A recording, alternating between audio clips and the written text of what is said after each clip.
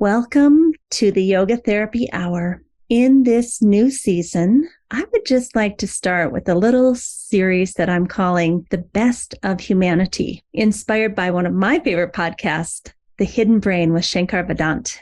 He always goes out of his way to talk about someone who's made a difference in his life. So the best of humanity for me is not just how people are impacting me personally, although that is wonderful. It's about people that have really gone out of their way to make a difference in the world. And one of the people that really is precious to me in my life is a woman named Amy Weintraub.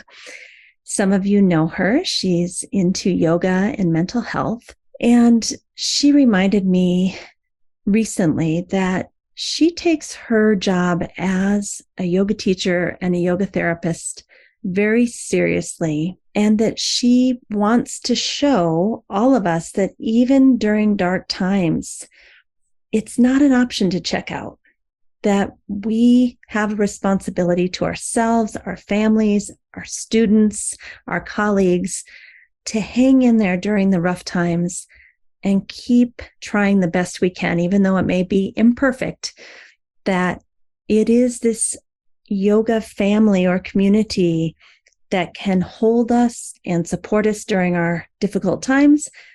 But in turn, we also have a responsibility to that community to basically be the best version of ourselves we can be and try not to check out. So I just wanted to say thank you to Amy Weintraub for reminding me of that. Recently, this week, she gets the Best of Humanity Award. What we'd like you to do is to dial into this number, which is 909-754-4092, and leave a 2 to 3 minute, that's all, not longer, a 2 to 3 minute audio on the voicemail telling us about someone that you think should be featured in our Best of Humanity series. And then if you give me permission, I might put your voice on the podcast telling the story for the Best of Humanity. Or if you tell me on the voicemail that I don't want my voice on the podcast, Amy, why don't you just repeat this and you can tell the story, I'll be happy to do that too.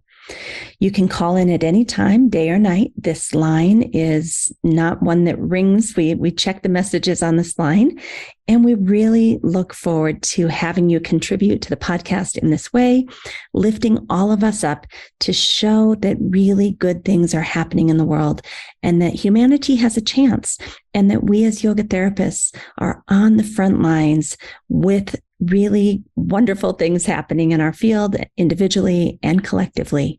So join me and be part of the Best of Humanity. Again, that telephone line that you can call is 909-754-4092. And it's the same number on WhatsApp. If you'd like to try to contact us through WhatsApp, you could also leave a message there. Okay. Thanks for contributing. We look forward to this new Best of Humanity series. Today, I interview Satpreet Kaur. And Satpreet is someone that I just adore. She is willing to show up and be authentic and real. She's willing to share her personal experience of healing her own hypothyroidism, even though at times that's been very hard. It's hard for all of us to share the areas that maybe we haven't been perfect, or the areas we're still working on, or the fact that we do have foggy brain or constipation or lethargy and don't want to get out of bed in the morning. Those are hard to admit for anyone, but especially when we ourselves are a healthcare practitioner, it's really challenging to admit to our students, our colleagues, and our teachers the things we struggle with. And one of the things I really admire about Satpreet is her willingness to do that, to show up just as she is, so that she can be of service to others and help others through this journey of hypothyroidism, and show up in a kind, compassionate way. this idea that so many of us have in the wellness and yoga communities that if we aren't perfectly healthy at all times, we must be doing something wrong and we're unworthy of being listened to or having as a teacher. I just really don't want to buy into that. I don't think it's true. I love it when teachers are willing to share their vulnerability and the areas where they've needed extra support, the areas where they're compassionate with themselves, the times that they have needed empathy. I think that's what makes us all human. And so this interview with Satpreet to me is very precious. I got emotional several times during it because Satpreet is doing the work. She's showing up. And at the end of her life, she wants to know that she was of service to her students. And I think that's really all that any of us could hope for. So I introduce you to Satpreet Kaur, a wonderful human being, and all the wisdom that she has to share about thyroid health and how a yogic lifestyle can get the prana flowing, and therefore the entire human system starts to heal. It's not just about the thyroid, it's about all layers of the human system, which she goes into great detail. So welcome, Satpreet. Welcome to the Yoga Therapy Hour podcast. My name is Amy Wheeler, and I'm your host. We are so happy to tell you all that's happening in the world of yoga therapy. And we love to find guests from all over the world so that we can share and learn and grow together. Please nourish yourself, take time for yourself, and really relax into listening to the podcast.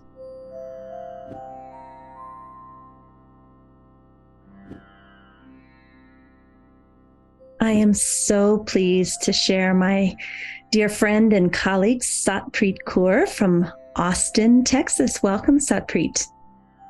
Thank you, Amy. I'm really grateful to be sharing this platform with you. Thank you for this opportunity. Satpreet, I have known you for a few years now, and our topic today is yoga and yoga therapy for thyroid health, which is such an interesting niche and so needed for so many women and probably men too. But can we start off and just talk about how you got interested in thyroid health? I'm thinking where to start from. It's a long journey. I was a person with varied interest, and I had a very strong physical yoga practice.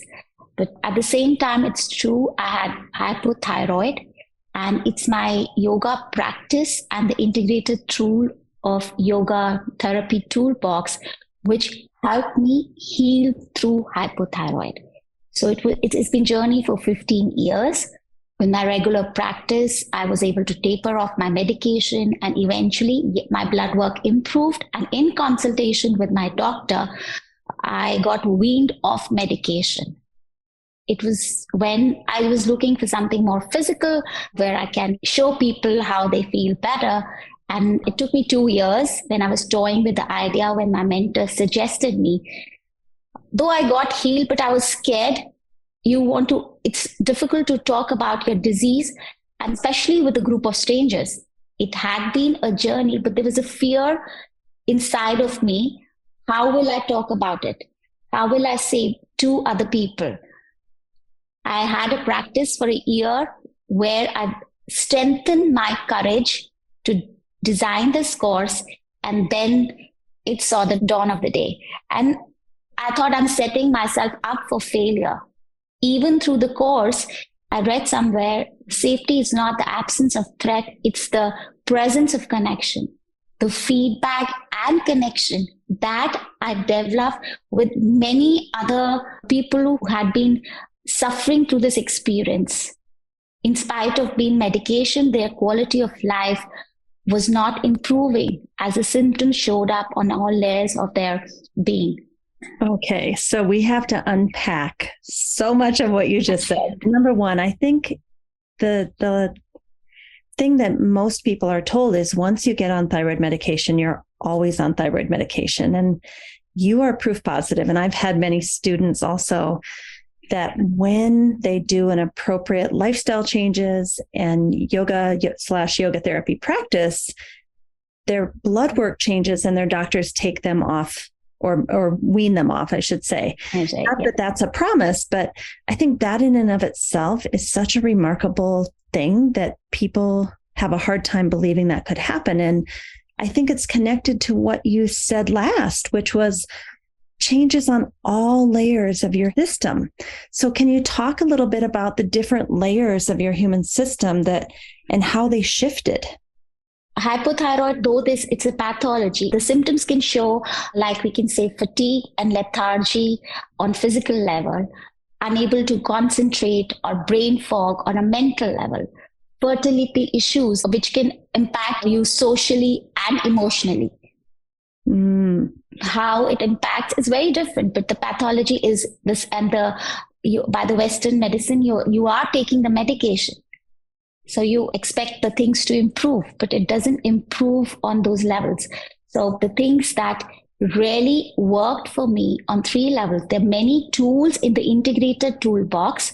And in our tradition, KY tradition, which I learned in Optimal State, we learned to mesh those tools together in one practice. So it is the tools of Ahara, Vihara, and Dinacharya. Okay, so Ahara is food, Vihara is your lifestyle, Dinacharya is a daily practice, or we say daily rituals. Right. So before we get into specifically what kind of changes did you make for yourself to see a shift, I do want to say that one time I saw TKV Deskachar in counsel with someone about their thyroid, and they said, I don't want to be on this medication, I'm getting off. And he said very vehemently, do not get off your medication, because that will throw your whole endocrine system off. He said, heal yourself first on lifestyle, food, daily routines. And then when those come into balance, your doctor may take your medication down. So I think that's number one. We want to just be really sure that we're not telling people you can just get off your medication, it's no problem. That could have so many effects that you don't want to see. But you did exactly what Deskachar said. You changed your food, your lifestyle, your daily routines. What were some of the things that you did, and how long did it take for you to see a change? Thyroid, when you have hypothyroid, your hormones are sluggish. So I will not say I've made baby steps. I tiptoed towards the process of healing. I was not expecting it. I'll be honest. I didn't had the complete faith like anybody. What will this change? How will this change? It was the practice. I had a physical practice, but when we integrated the chanting of the mantras into the asana movement. Now, for the benefit of our listeners, mantras are string of words which can hold a value or faith for the person who's chanting. It need not be in Sanskrit. In fact, it's preferred to be in the language that you understand and speak. Now, the sound is the essence of creation. And human mind, the mantras that we repeat has meaning for the human mind. And the repetition of the mantras in the asana practice, the asanas create the distraction the mind have, and the chanting subtly changes the direction of samskaras without actually disturbing your behavioral patterns. So the shift happens through the powerful tool of repetition into your daily lifestyle. And when we talk about ahara, yoga therapists are not nutritionists. They don't tell you what to eat, but they advise you what foods strengthen your fire of digestion. Agni, that's the seat of metabolism. And lifestyle is when you sync your lifestyles according to circadian rhythms and the harmony of the seasons, things start to flow for you. It is so interesting what you just said, because I think people worry that we're going to get out of scope of practice and start to be a pretend nutritionist or something like that. But what you're saying is that yoga and Ayurveda are a whole and complete system in and of themselves that predated Western nutrition, which might be 50 years old or something. Like, this is thousands of years old to say, get up with the sun, eat your meals at the same time every day, fill your stomach 50% of the way full when you eat. Like, those are thousands of years old, and they don't have anything to do with you should get on keto diet or something. It's apples and oranges, don't you think? Yes, absolutely. Some of the research that has been done recently, it's not directly on hypothyroid, but it's been proving the importance of following those daily routines, getting up with the sun and going out in the sun. It not only improves your energy levels, however, improves your sleep cycle. Well, how you start your day decides how will you end your day. Energetically, with the good sleep, and it connects to your hypothyroid. It's so beautiful to see Western science catching up to the ancient teachings, right? That we've always known we should get up with the sun and move. And now I just saw a research study that the rays of light and how they hit our eyes in the morning hours when the sun is still low in the sky create certain types of light into your eye that helps with depression, right? And as soon as the sun goes overhead at noon, we don't receive those type of rays into our eyes. So I just love, and of course, depression is sometimes connected to hypothyroidism. So it's beautiful to see Western science figuring out what the ancient sages knew. It is very, very interesting. And I hope more research and quality research comes out so that people can adopt these lifestyles, which is zero cost to consumer, right, and have a profound impact on their quality of life, happiness. But what would you say? I mean, I can imagine a woman coming to you with hypothyroidism, and you start to set her up with daily routines or dinacharya, and you say, I'd like you to get up with the sun, and I'd like you to go for a walk outside to let those rays of light come into the eyes. I can see someone saying, I know my family would say, well, what does that have to do with my thyroid? So much relate to it, because for me, hypothyroid is lived experience.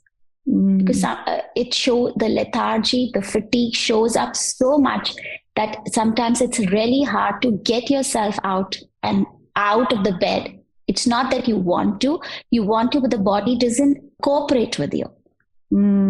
What I did with myself is I am just not saying baby steps. I tell them to tiptoe towards it.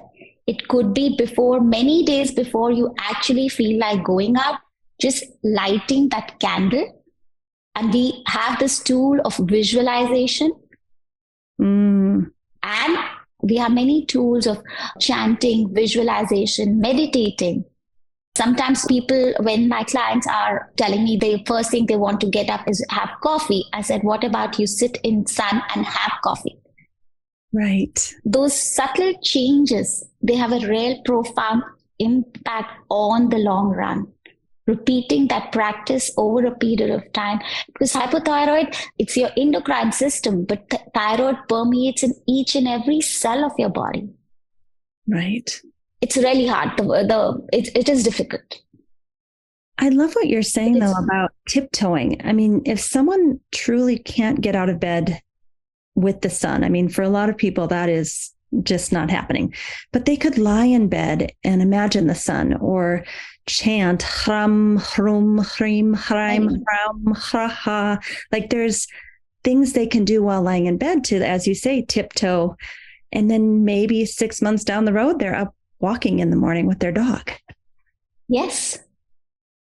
That is how the process of change begins. We just sow the seed first, nurture it, and over a period, it's coming out of even a sapling takes a long time.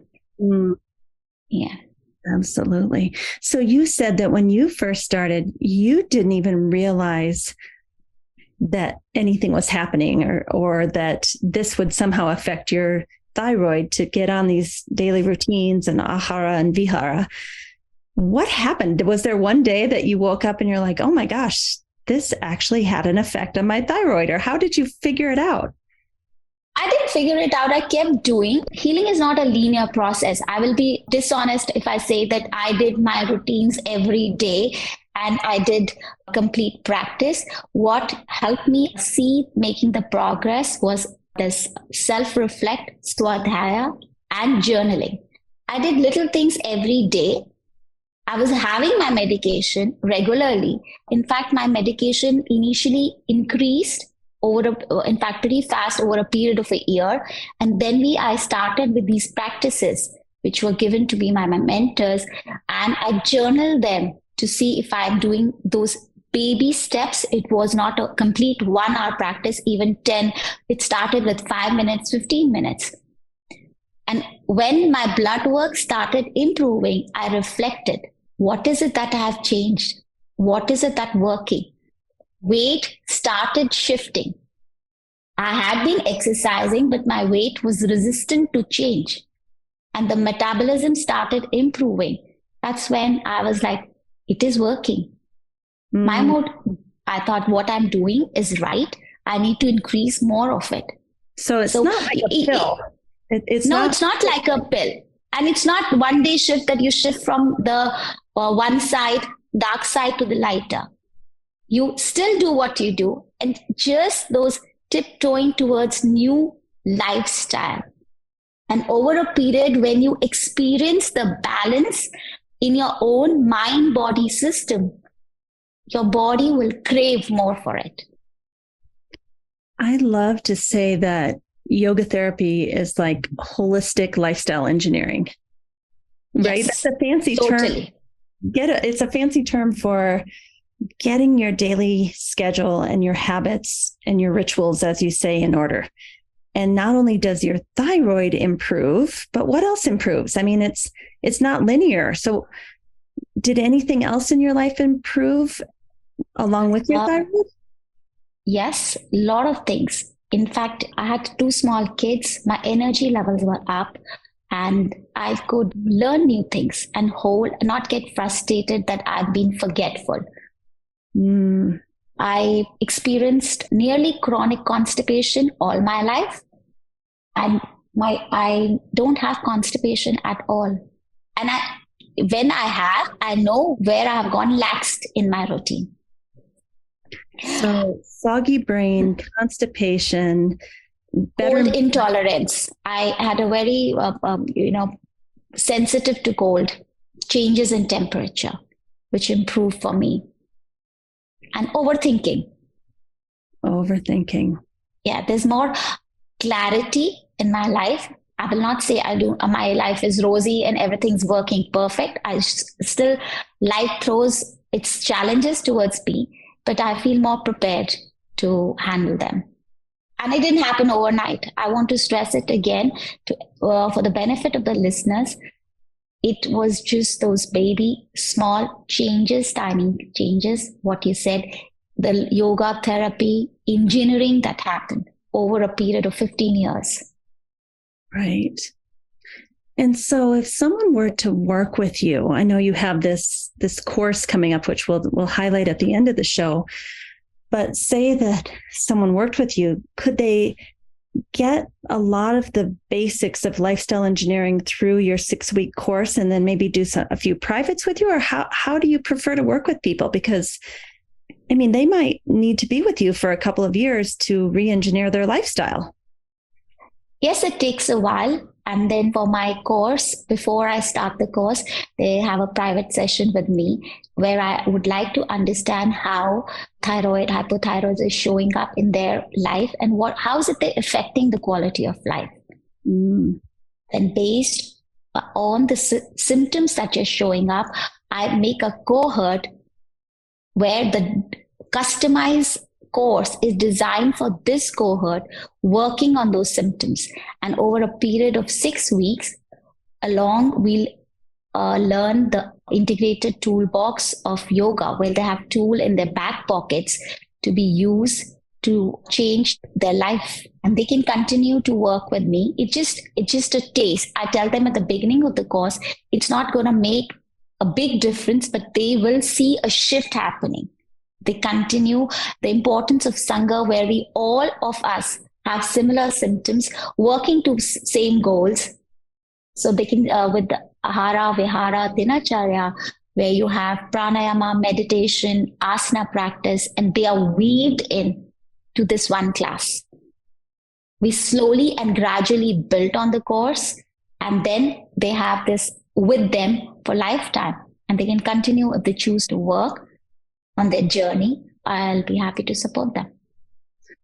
Do you think that community, or Sangha as you're calling it, do you think that's an important tool in and of itself, to be with other people who also have been struggling with weight gain and foggy brain and all the constipation and the things that you've listed? Do you think that being with other people who are frustrated that they've tried everything and nothing's working, do you think that's important?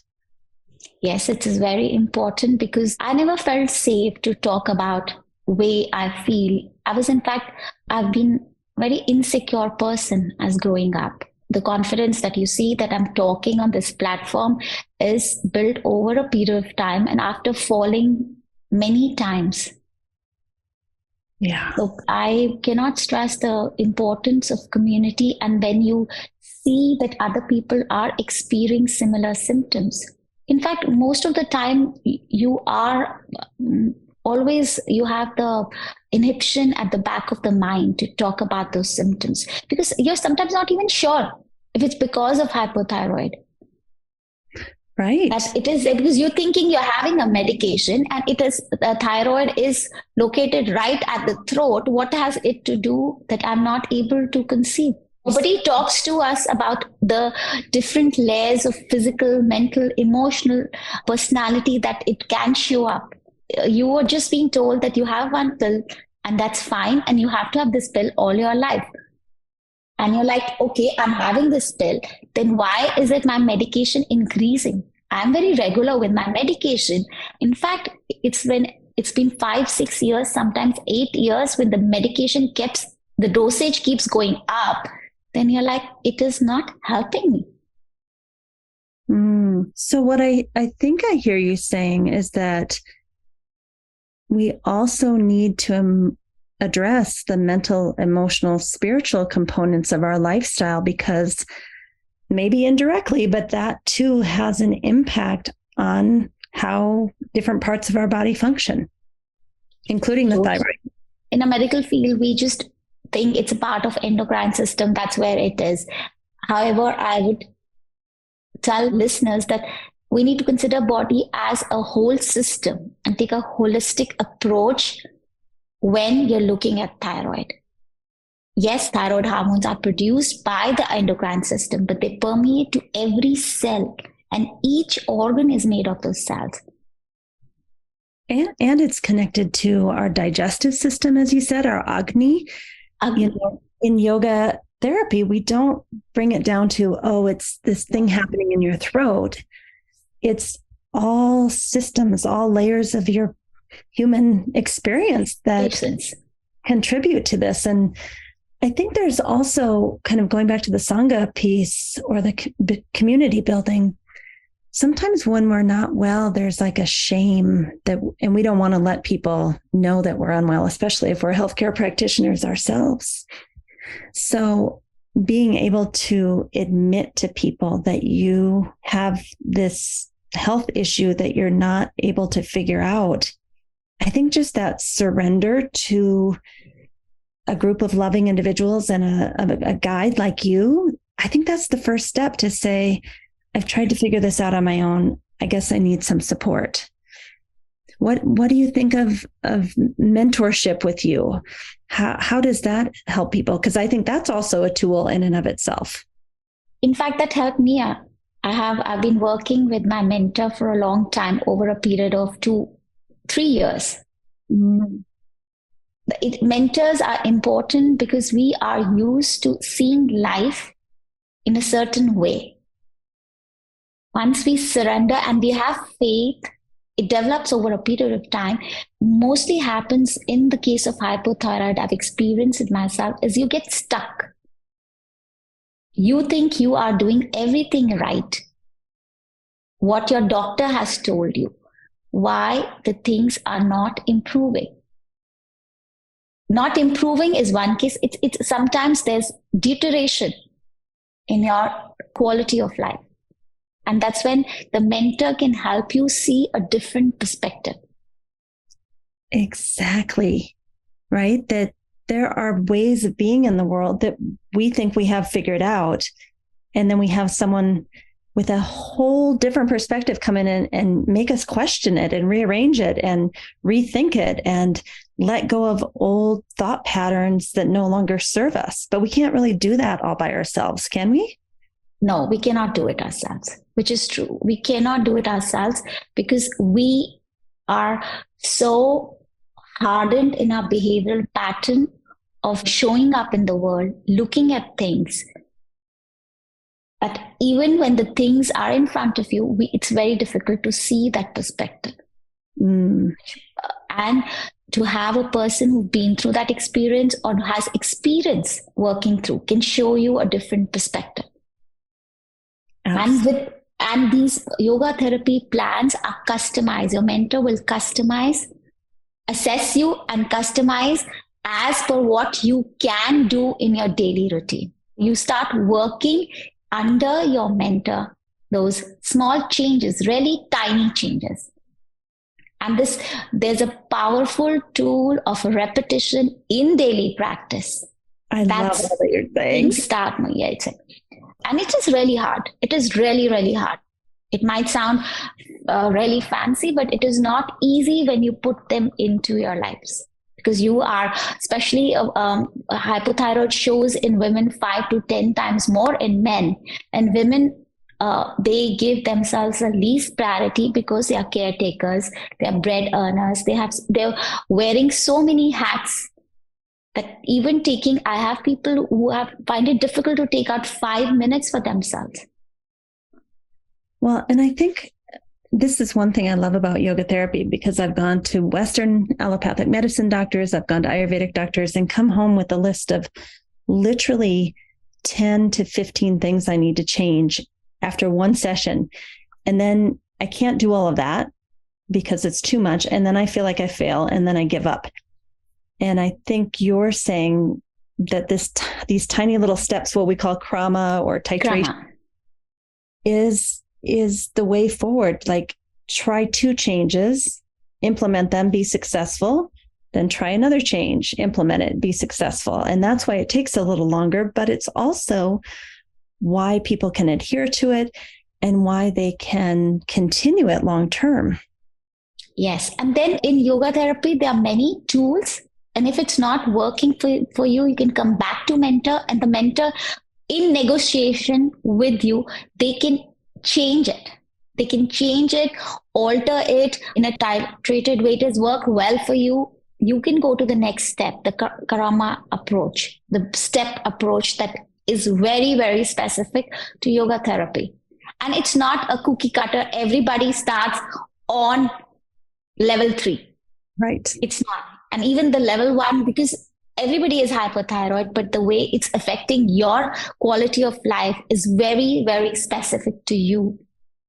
Absolutely.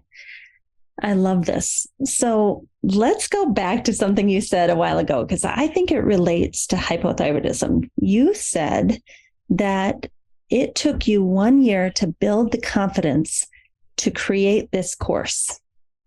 So talk to us about that process of realizing, hey, I've really understood this inside of myself from an experiential place. I've successfully healed myself. I think I might have something that can help other people. And yet I'm scared and I don't know if I have the confidence to share this with people. You always want to share good things about yourself that gives you the confidence in a public forum, or especially to strangers. And it is really fearful to talk about that, what you experienced, and talk about your, especially it has a social and emotional, of your fertility issues. That I tried conceiving for 3 years and I couldn't because of my hypothyroid. And you're scared what the counter questions would be. In Indian society, it's a socially very difficult to accept and talk about it openly. And I didn't. So making a course, I was really, really fearful because all these questions by my practitioners who are coming to this course will be thrown at me. How will I have the courage to talk about that, I was constipated and bloated for the times I was traveling for 1 week, 7 days. I had the practice I went to my mentor and I said, yes, I am building onto it, but still I toyed with the idea for 2 years, not 1 year, 2 year. I kept looking at all other aspects, different niche that I can develop, which are more tangible, like having, for a shoulder, you can tell somebody this shoulder has improved. Now you have the range of motions, you're moving, but this is more tangible. What makes yoga therapy very unique, it works on all layers of human system, physical, mental, emotional, personality. At the same time, what makes it unique makes it more difficult when you go out in the market to sell or to talk to people. There are no tangible outcomes. Yeah, you're saying, I'm going to teach you how to have proper daily routines. That's not always like the biggest marketing, thing. It's challenging. It is challenging and it's very draining. It's draining for the person who is been through the process and talk about it. So it took me 2 years with my practice to build onto the courage and the faith. I'm still fearful and at times, but the quotient of fear has reduced over time. And I am moving the same baby steps in this course, but the feedback that I received filled my cup. And the clients who showed up talked to other people about it, how these small changes have over a period of 6 weeks, those 12 classes, they could see things shifting. And so in the end, what do you tell people the tangible outcomes are? It's such a hard question, but what are some of the things? I remember Jessica Char would say, we don't know what will happen, but something good will happen, meaning every human system is so unique. We don't know the pace at which you might heal. We don't know exactly which parts of you will heal first or second or third, but we know we will hopefully take you in the right direction and that within a period of time, you'll feel better. That's so vague, but do you have tangible things you can tell people that they might be able to expect? I tell them that by the end of this course, you will be empowered enough. It's not that you will need me all the time. You will be empowered enough to have a positive relationship with yourself. And once you have a positive relationship with yourself, their relationship with others in the world improves. And what does have a positive relationship with yourself mean to you? It means to know about the foods that nourish your body and works well with your condition. It may serve somebody else, but for you, is it nourishing enough? And the lifestyles that you have, does it help you have better energy levels and good quality of sleep? Do you have an energy that can sustain you throughout the day, be available for your loved ones around? I have better energy levels, what I have now compared to when I was in my 20s. Right. Sustainable. And life's dinacharya, daily rituals and kriyas, what kriyas to perform that are in sync with your biological clock. Body is ever changing. Right. So are you continuing the same patterns that you had in your 20s, 30s and 40s? Or it requires a shift? And we are part of nature. And when our rhythms are in harmony with the seasons. The food we're eating gives us nourishment, better energy. And when the energy levels, the flow energy levels are good from top to bottom, mind to body, and body to mind is in harmony. We know in yoga therapy, the prana flows. Life force, yes. Life force. Sometimes you amaze yourself that you know how other things in your mind, body, system contained vessel has improved. All these tools in greater detail in the course. The pranayamas, what pranayamas can support you, the potent tool of sound that's very undermined, which is not talked about in the Western perspective. Mm-hmm. Chanting, mantra, pranayama, and how do you weave your mantra chanting into your pranayama? If you have 15 minutes, you can do that.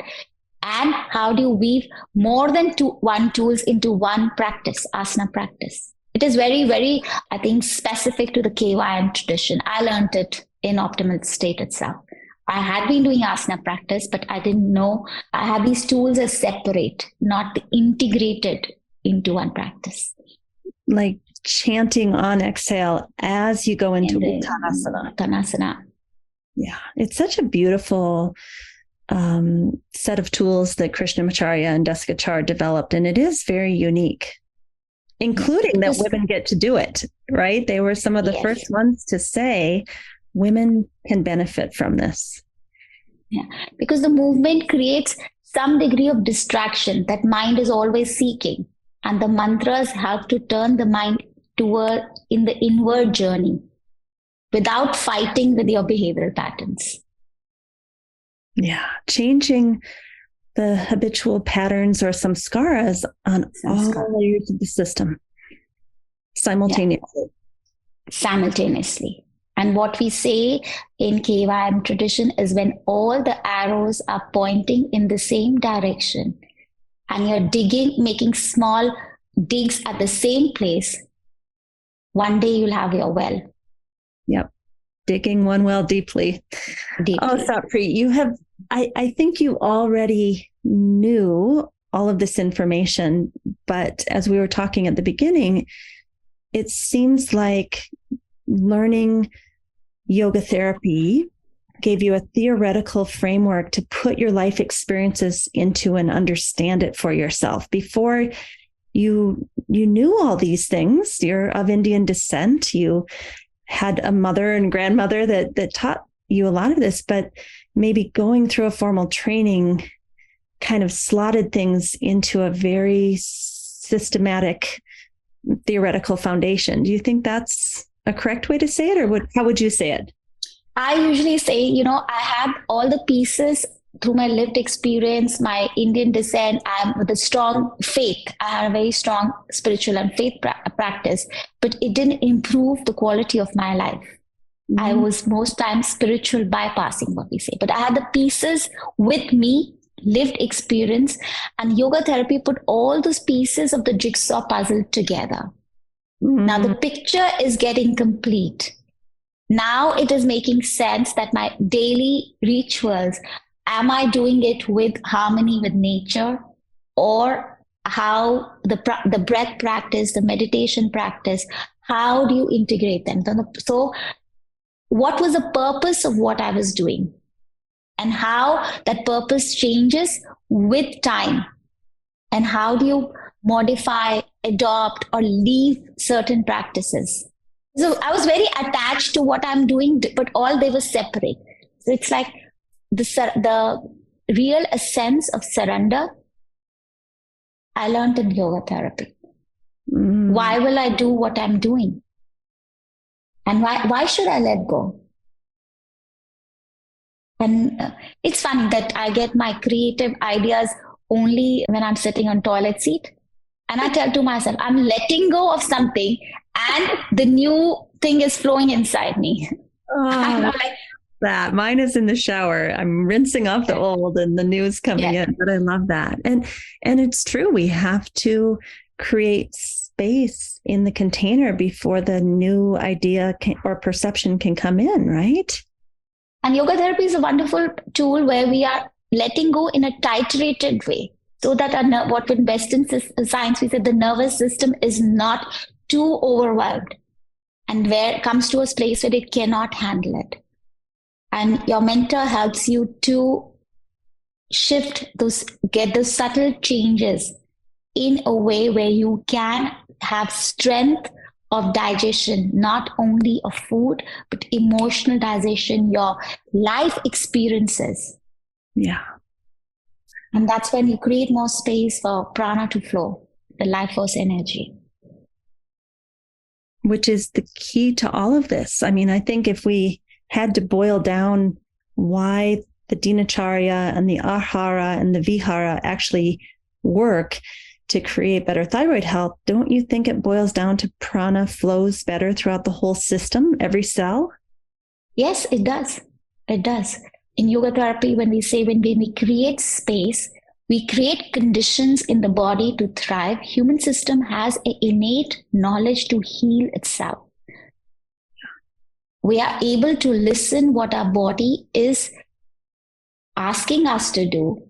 And when we do those things, the mind and body heals. And when the mind and the body heals, the gifts that we are given by the universe, they shine. Sometimes people have more creativity comes to them. They are able to pull through the projects. The overthinking stops. And I think that's when we say that yoga therapy is about wellness. It's about eudaimonia. It's about salutogenesis. That's what we mean. It's not that we're just fixing somebody's thyroid. That's not how we're looking at it.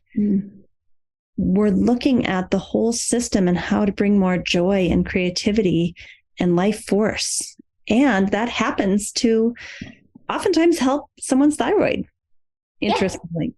I just speak from my own lived experience, and it's coming straight from my heart because I've been through all this. I've been through all disappointments, not being able to do things around. Yeah. Yoga therapy is really, really powerful in those aspects. Just briefly, what do you do when you hit disappointments or have self-doubt, or like how do you work yourself through that? In earlier stages, the self-doubt and I grew up with little trauma, and it used to put me into depression. It was very hard to pull myself out. But what helped me, I have a very strong spiritual practice, which kept my faith. And the tools have been multifaceted, that I usually sometimes go out for walks, spend my time in nature. Nature works beautifully for me. Nature therapy and going to my church, chanting, singing hymns, and doing selfless seva, what we say, the karma which has no attachment to it. Yeah. Help me to come out of the place of self-doubt. I will not say I do not have self-doubt. It still happens. But with the practices and regular practice over a period of time, I am not in that dark space for long. And now I can identify myself when I go on those dark spaces. Yeah. So the gap between those self-doubt stage and confidence stage has been reducing over a period of time. It's not that it's gone. We go through many emotions, feelings, and I am at this stage. It is one of those, you're able to differentiate yourself from your sensations, feeling, and emotion. Yeah. What we say in yoga therapy is you learn to inculcate pratipaksh bhavna, the opposites. Balance is not that you have only one state. You are aware of both the states, and your own will You can switch between these states based on the demand of the circumstances. If a tiger is in front of you, you got to run. You need to have your cortisol high. But if that's where you want stuck, that's where the prana energy gets stuck. Yeah. So it's an ebb and flow. And you, at your own will, can switch between the two. I love that, getting wise counsel based on Yoga Sutra or Bhagavad Gita or Hatha Yoga Pradipika. I love that that is part of what you're doing as a yoga therapist, is helping people understand, not only from a Western perspective, is the nervous system designed to ebb and flow, but all the ancient yoga texts say that too, in a slightly different way. Yoga, it points you in a direction every day. Even Guru Granth Sahib says to pause and reflect. This was written so many years back. What does it mean to me now? 90% of our life we're living unconsciously. Yeah. And these texts, they help you make the unconscious conscious.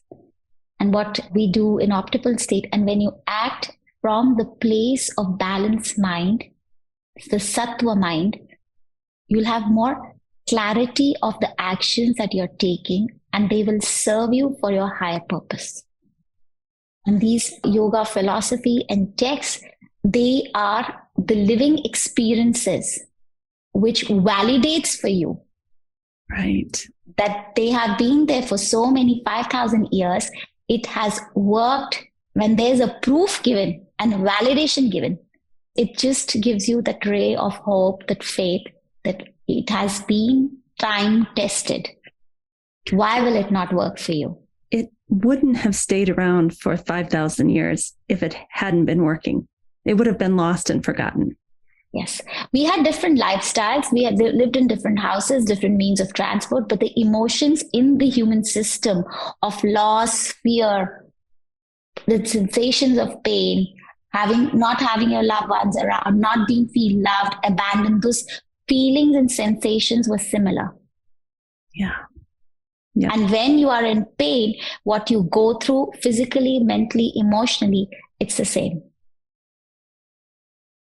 Absolutely. So, Satpreet, we are coming to the end.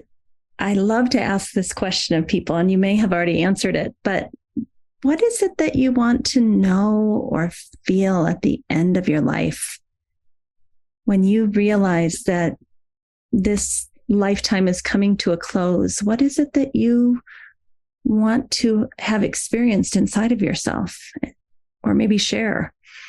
I want to dance to my grave, go dancing to my grave. Having said that, I want to have an experience where I have lived my dharma of serving other people with kindness. It took me a long time for it to reveal it to me that this is what I was made for. And with my last breath, if I can be just kind to people and serve them selflessly, for being able to do that, I need to have my own practice, regular practice, where I need to regularly pause and reflect. It is very, very the Swadhyaya, and this is what Guru Granth Sahib, every time it has a rahau. After every hymn, there's a rahau, is pause. That pauses, even we learn that in yoga therapies, it's not the mantras, it's this pause. And it can be towards your own higher power, faith. I like to think of it as that silent period is when the reverberations of the vibration that you've just thought or chanted or acted, those vibrations then go out to the universe. What do you think? Very beautifully put. I think it couldn't have been said better. And I want to be there, independent. I said I love dancing. That's one of my hobbies. Learning various dance forms. I think it's very good for mind-body connection. And as we age and be there with my family. Last breath. Or have them in my thoughts. Right. Yeah. There's no fear of death in me. When it has to happen, it'll happen. And it is over a period of time. I think I've lived till now. Learned to live in present. So I've enjoyed starting to enjoy. I will not say enjoy, beginning to enjoy and embrace all colors and flavors of life. And I savor it. I take a pause often to savor them. Yeah. So when it happens, when it's a time to leave Mother Earth, I should be there, been there, done that. Oh, it has been such a pleasure to talk to you. My heart is just exploding right now, having known you for many years, and seeing you happy just makes me emotional. I'm really glad to be in connection with you, Satpreet. I'm really grateful for my teachers and mentors of Optimal State and helping me bringing all these pieces, all life experiences into one big picture where every piece holds so much meaning and value for me. And I feel blessed and proud. I wear it like an armor, all the positive and not so and difficult experiences of life, and I own them now. Earlier I want to run away from them. So it makes a lot of change. It's a lifestyle. Yoga is a lifestyle. It's only when you are able to take your yoga off the mat. You say yoga is relationship. These are your words to us. Yoga is relationship with yourself, with the world, with the people around you, the people that you care, your loved ones. That's what Desikachar said it boils down to. Exactly that. Yoga is relationship with yourself, your loved ones, Mother Earth, full stop.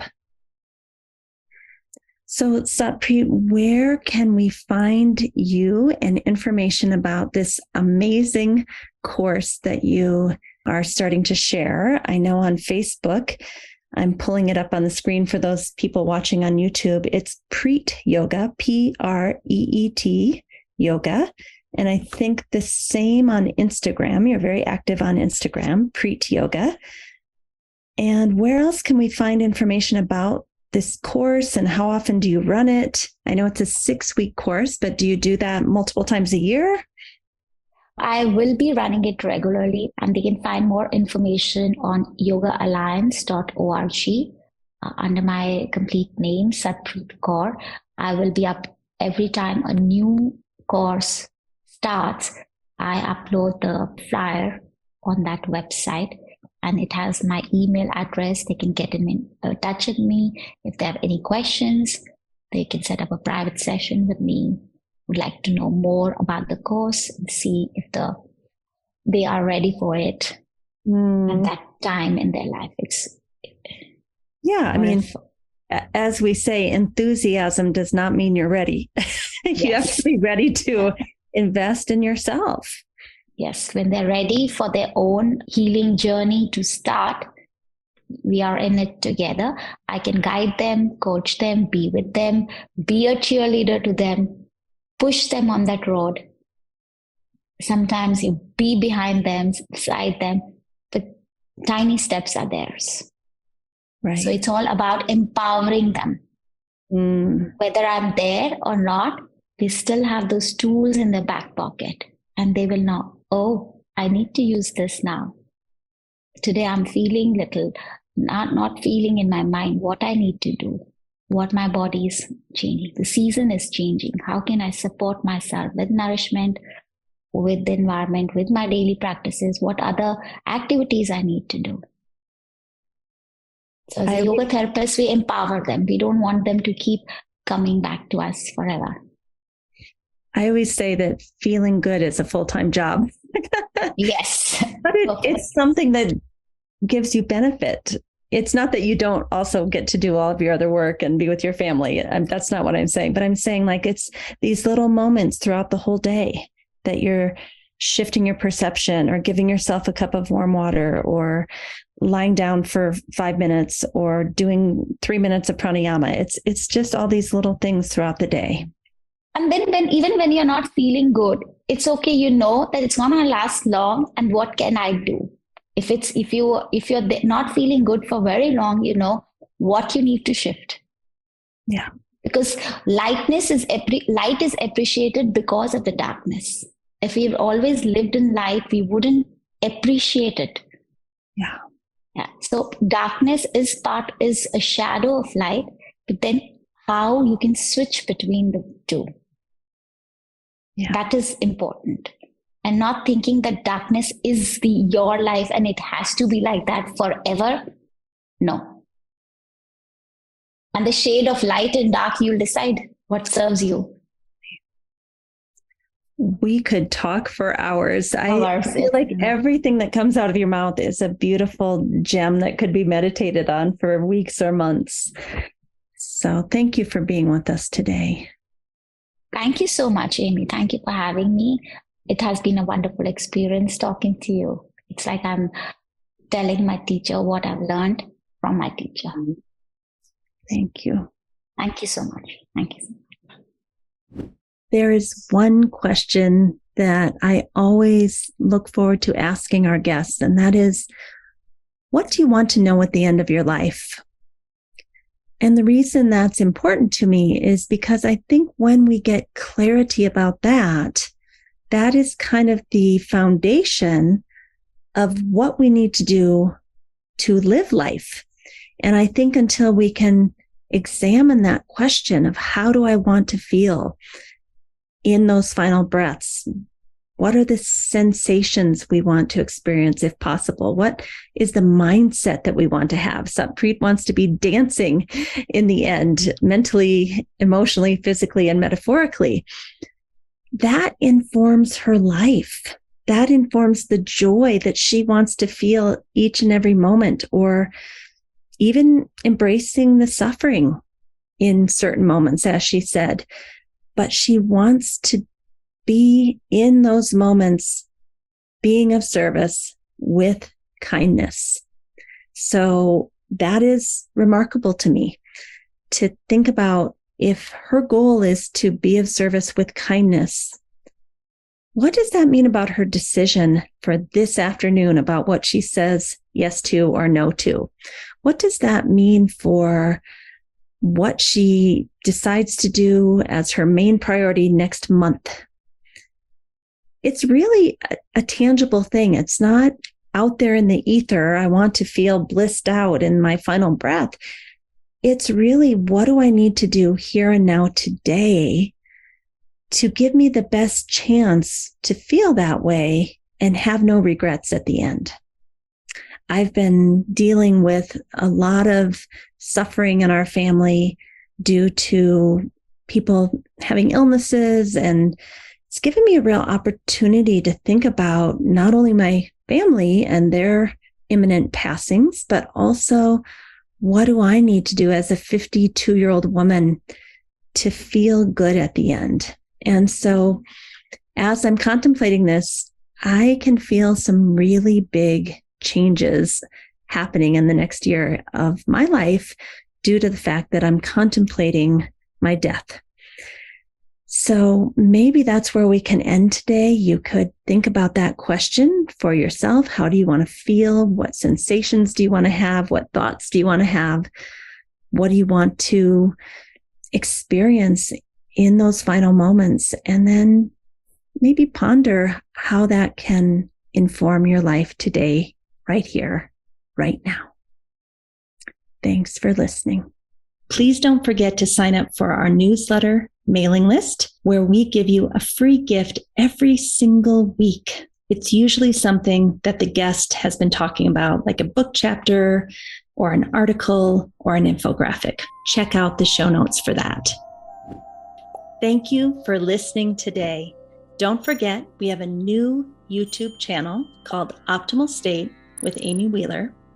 We also have a new Patreon page where you can support us to bring you the most excellent content, and that is Optimal State and the Yoga Therapy Hour Patreon page. Also, you could write us a review on most major platforms that host podcasts. Give us 5 stars if you appreciate the show and tell us what you love so that we can do more of that. Finally, we support several nonprofit organizations through this podcast. See the show notes to understand how you can help. If you'd like to be a guest or a sponsor for this program, contact us at the email welcome@theoptimalstate.com. welcome@theoptimalstate.com. And finally, a special thank you to our team here at Optimal State. We are truly a global family. George Mantuan, one of our executive producers. Adam Satchel, senior media producer and sound engineer from the Philippines. Krishna Panchal, a producer from Canada. Modupe Abdullahi, who does the show notes and is an editor for us from Nigeria. And Peter Morley, who wrote and produced the music for this show, who lives in Australia. Find more about Peter's work at www.zenmusic.biz. Thank you for listening. We'll see you next time.